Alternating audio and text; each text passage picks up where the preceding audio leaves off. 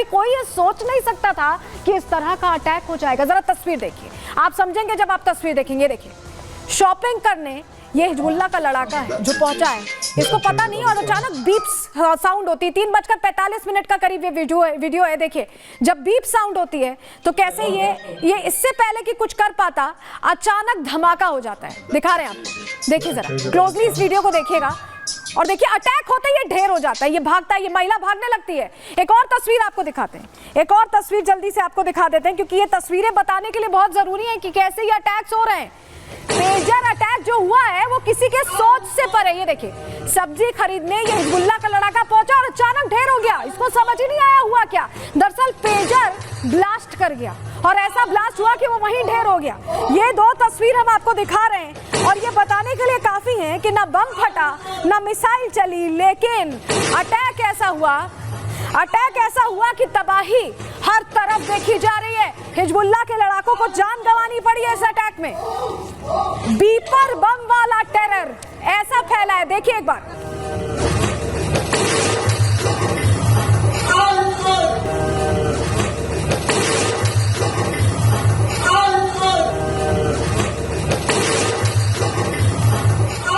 तो देखा आपने, बीपर बम वाला अटैक हुआ है क्योंकि बीप बीप की साउंड हुई, कुछ देर तक साउंड हुई और उसके बाद धमाका हो गया। कुछ ऐसी तस्वीर जो हम आपको यहाँ दिखा रहे हैं। सब्जी खरीदने गया था वो लड़ाका, लेकिन सब्जी खरीदने से पहले ही निकल लिया। लेबनान में एक साथ देखिए 5000 पेजर जो हैं ब्लास्ट हुए, फट गए। कोई सोच भी नहीं सकता है कि इसकी तैयारी कितनी लंबी कितनी पुरानी होगी। बीप के बाद ये पेजर बम ब्लास्ट होने लगे।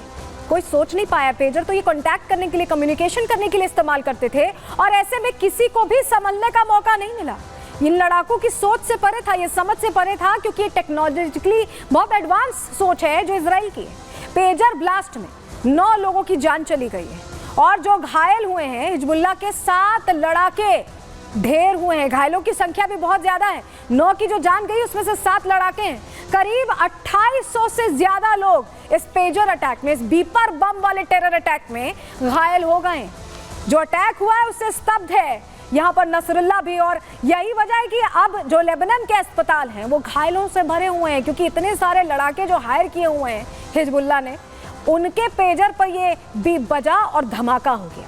पेजर ब्लास्ट को साइबर अटैक माना जा रहा है कि साइबर अटैक के जरिए ये इतनी बड़ी घटना जो सामने आई है, इससे कहीं ना कहीं दहशत में अब हिजबुल्लाह के लड़ाके। हिजबुल्लाह ने इजराइल को इसका जिम्मेदार बताया है। इजराइल ने हालांकि अभी तक कोई जिम्मेदारी नहीं ली है, लेकिन पेजर ब्लास्ट के पीछे ये सवाल बना हुआ है कि क्या ये मोसाद का हाथ है, क्योंकि मोसाद ने, इजराइल ने चुपके से अपना काम कर दिया, स्मार्टली अपना काम कर दिया है और अब नसरुल्लाह के जो लड़ाके हैं उसके पास कोई ऑप्शन भी नहीं बचा है। आप समझिए, बिना किसी सैन्य कार्रवाई के इजराइल ने बता दिया है, मोसाद ने बता दिया है कि आतंक का अगर साथ दोगे, हमास का अगर साथ दोगे तो अंजाम क्या होगा ये देख लो। क्योंकि जो सोचता है हिजबुल्लाह या हमास, उससे ज्यादा आगे है इजराइल का मोसाद, और उसने फिर से बता दिया है कि हमसे आगे नहीं जा पाओगे। इसलिए थोड़ा सोच समझ के चलना चाहिए। और बड़ी तबाही की तस्वीर लेबनान से अब सामने आ गई, रिपोर्ट आपको दिखाते हैं।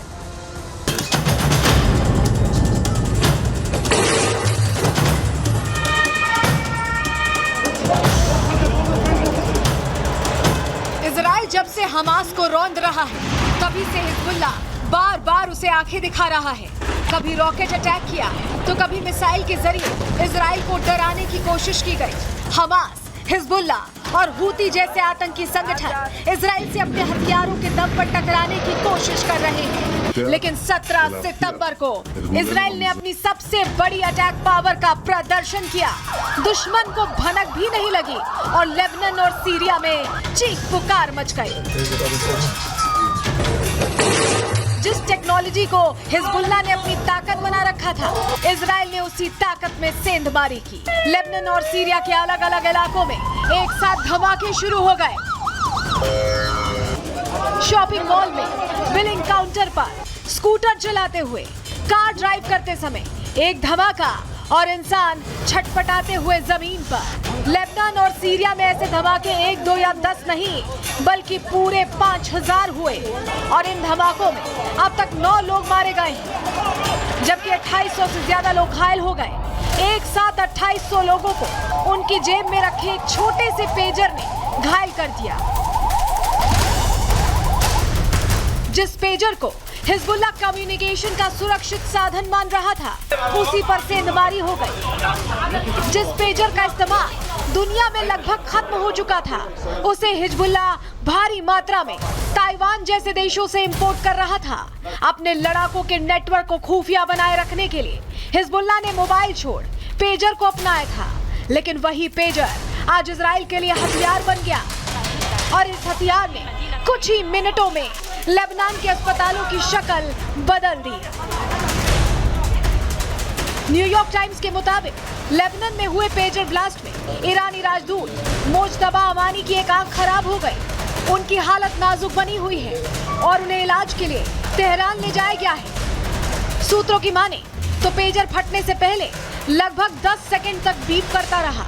लोगों ने पेजर देखने के लिए जैसे ही जेब में हाथ डाला, ब्लास्ट हो गया। किसी के हाथ के परखच्चे उड़ गए तो किसी का पूरा पैर ही खून से सन गया।